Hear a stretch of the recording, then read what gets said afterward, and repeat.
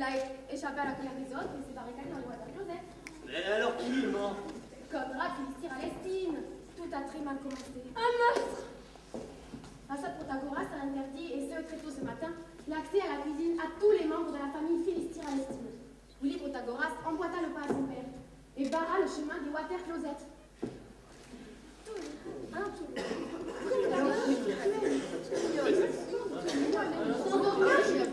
Ils renvoyèrent tous les Philistir Alestine, de la petite Naïmée au gros Abga, dans leur retranchement.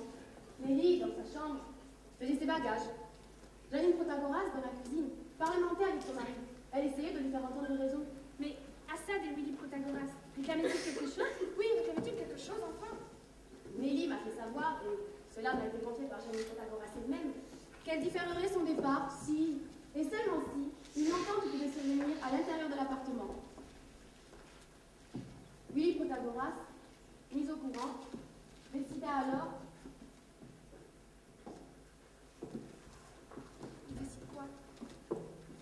de barrer le chemin du water closet. C'est horrible. À toute la famille. C'est dingue. Assad Protagoras alors se barricada et attendit donc, depuis ce matin très tôt, le départ de la famille Philistir Alestine de l'appartement.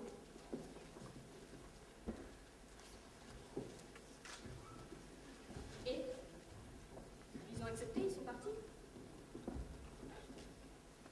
Il est ancré. Ils ne se sont pas battus, je ne sais pas. Ils ne semblaient pas d'accord. Conrad Philistir Alestine, voyant son fils malmené par ce dernier, alla chercher une fourchette et l'écrasa dans la jambe de ce dernier. Celui-ci attrapa aussitôt le premier objet qu'il trouva et l'écrasa sur la tête. Il y avait du sang partout, vous devriez voir ça, c'est affreux. Et Willy Protagoras a pu s'enfuir. Et qu'est-ce qu'il a fait?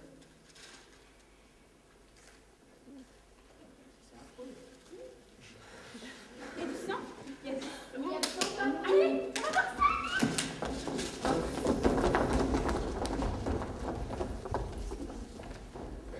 Oh, Maxime, I'm alone. I'm lost. And I think some alcohol or contaminated blood. You know who I am, Maxime. I just want God, please. Come here, little thing.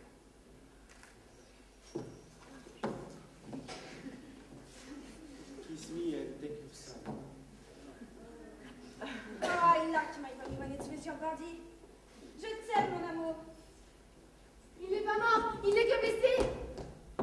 Tiens donc. Et oui. Il se refuse encore à sortir. La blessure que Conrad Philistir Alestine lui a infligée lui fait mal. Bon allez là, vous venez, on attendra pour aider Nelly à descendre ses affaires là, c'est pas le tout, mais il faut se bouger un peu. Ouais, allez, on y va là. Moi aussi pour voir ce fabuleux appartement. Exactement.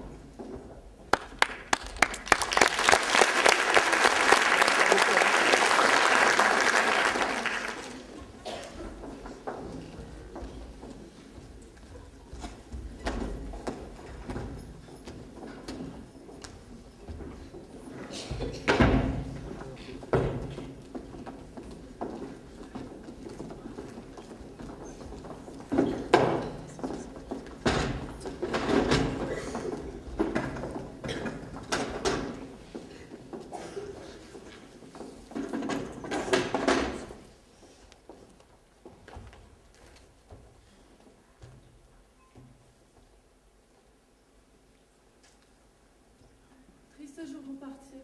Folie que je m'en fais de m'en aller. Triste, oui, vraiment triste jour pour partir. Jour où il ne pleut pas, où il pleuvra peut-être. Jour indécis que je vais. Les déménageurs ne sont pas encore arrivés, mais ne vous en faites pas, nous sommes là. Je ne sais plus. Vous savez pourquoi, Charmélie? Il me semble que les choses autour de moi ne savent plus ce qu'elles ont à faire.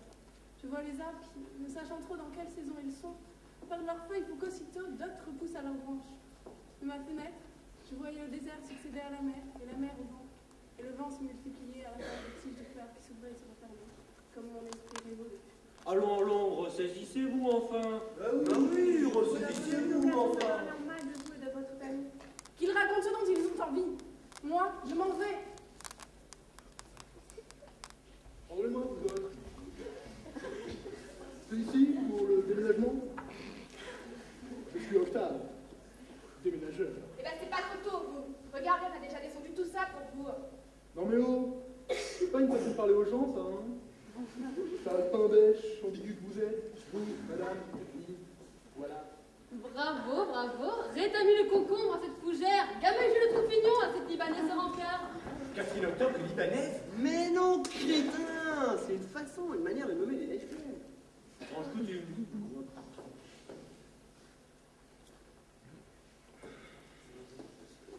C'est au 9e étage, monsieur. Faites attention, c'est dangereux. C'est votre frère qui s'obstine à vouloir rester enfermé. J'espère que vous êtes tout de même pu lui en faire vos adieux. A-t-il été aimable au moins avec vous? Vous a-t-il écouté? Oui, il m'a écouté. Il m'a même parlé. Il m'a demandé des choses. Oui. Vraiment, votre frère vous a demandé des choses? Alors comme ça, votre frère vous a demandé des choses? Bah oui, Des des choses. choses. Il lui a demandé des choses, quoi. Bah allez, dites-le. Qu'est-ce que vous a demandé votre frère comme chose? Il m'a demandé pourquoi je m'en allais. Ah, et alors? Alors c'est très simple. Je pars parce qu'il est devenu impossible d'étudier, de s'occuper tranquillement, encore plus de se distraire, de se détendre, quoi. Chacun est occupé à lancer un fauteuil sur la tête de l'autre. On n'était plus à l'abri de rien. Alors je m'en vais pour étudier. Si un jour ça se calme, je reviendrai. Mademoiselle, il ne reste plus grand-chose. Toutes vos affaires sont là, autour de vous. Maintenant, les risques que vous faire. Et encore pas commencer. Mais arrêtez avec vos conseils saugrenus. Vous rendez-vous compte de l'effort surhumain qu'elle doit faire pour partir? Mais alors cessez de lui tourner le fer dans la plaie. Et taisez-vous. Vous voulez vraiment que Nelly s'en aille? Je pensais que sa présence était indispensable pour vous. Je vous interdis de parler de moi. Je vous interdis de parler de mon frère, de mon père, de ma mère. Je vous interdis même d'ouvrir la bouche en ma présence. Je ne suis pas vous, et c'est pour cela que je pars. Et plus tard, sur des mers étrangères, lorsque j'entendrai les mots méchants, les mots cruels, lâches, les mots assassins, violeurs et violents, je penserai à vous. Je vous interdis de lever les yeux sur moi. Je vous interdis de me toucher. Je vous interdis de me consoler. De me consoler, surtout, je vous interdis. Et je vous interdis de me dire de ne pas partir, de me retenir. Les larmes ne sont pas pour vous. Et ma gentillesse n'est plus à vous. Vous êtes des ensevelis. Et je vous interdis de me retenir et de me dire de rester. Mais pas du tout, voyons, chère Nelly. Je ne pense pas que quelqu'un d'entre nous pense à lui face au départ que vous êtes infligé, mais qui, vu la situation écœurante que vos parents vous imposent, est tout à fait compréhensible. Nelly, je t'en prie,